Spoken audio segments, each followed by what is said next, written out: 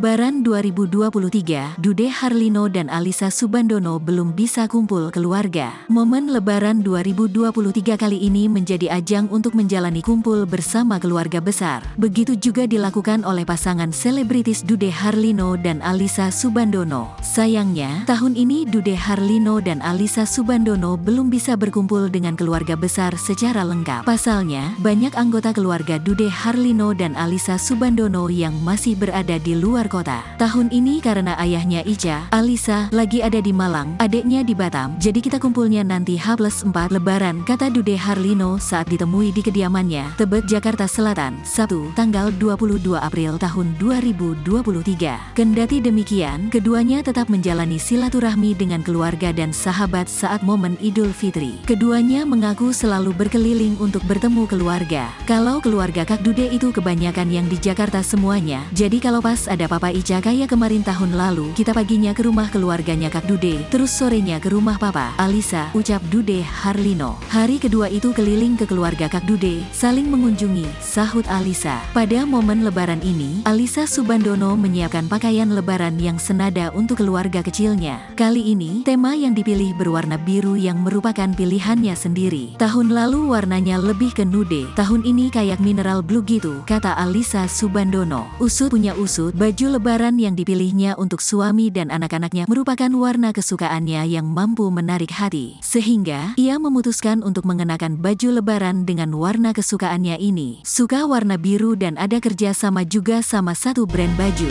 Akhirnya milih di antara semua warna, kayaknya biru menarik.